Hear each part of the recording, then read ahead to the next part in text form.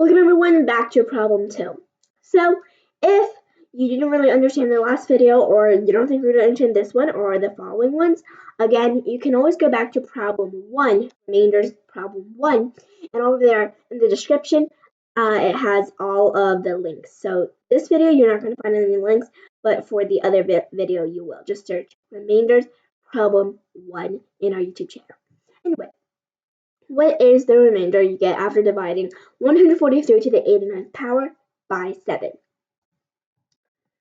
So, again, this is a very, very big number. So, which means we're going to have to make a table. First thing I like to do is make a line. This one out has really good tools. And this is going to be the expression. And this is going to be the remainder. By 7, of course, because it's going to divide by 7. So first 143 to the first power. So which is really just 143. And that would be 20, right? Because 140 is a multiple of 7. So that would be, the remainder would be 3.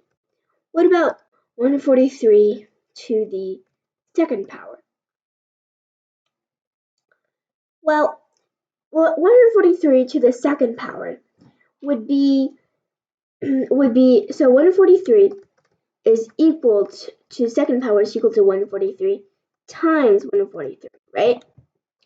And in the working with remainders, that lesson, remember that the link to that lesson is actually in problem 1's description. We talked about the 3 properties of remainders. And it says that the sum of remainders is equal to the remainders of the sum. The difference of remainders is equal to the remainders of the difference. The product, just as in this case, of remainders is equal to the product of remainders is equal to the remainder of the product. So, if we know that 143 has a remainder of 3, and another 143 has a remainder of 3 after divided by 7, multiply this together and get 9. But does it make sense to write a 9 here? Not really, because, we're dividing by 7. So why don't we take 7 away from that, and we get 2. All right. Now we have 143 to the third power. And basically we keep, according to this pattern, we just keep multiplying 3 to the last number. So this is 2 times 3, which is 6. Now this would be 3 times 6, which is 18.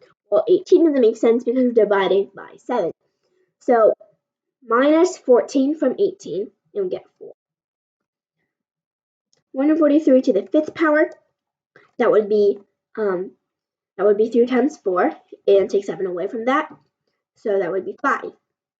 143 to the 6th power, and that would be 3 times 15, which is 15. Of course, we have to take away 14 away from that, and we get 1.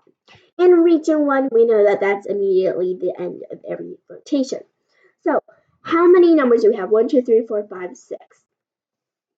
So, we have a rotation of 6, and this exponent up here is 89. So, let's divide 89 by 6 and check out the remainder. 89 divided by 6, and we have a remainder of 5. So, that would be 5. Now, to clarify, why is our answer 5? If you answered, well, that's because the remainder is 5, you were wrong. Alright, so here's how we got this 5. 89 divided by 6, right? 89 is the exponent over here, and 6 is how many terms are in every rotation. And we got 14. So we had 14 whole rotations, and we were in the middle of the 15th one, and we got to the 5th term.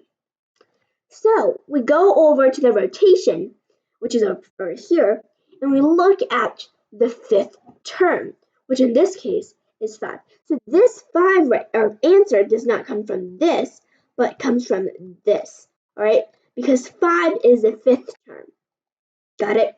So, yeah, thank you for watching 3 Inquisitive Kids, and that mistake you need to always be following your rules and paying attention, because that mistake will confuse you sometimes. So remember, don't stop there after you have the remainder. You still have to go back and check what is that term. So thank you for watching the Inquisitive Kids, and see you next time.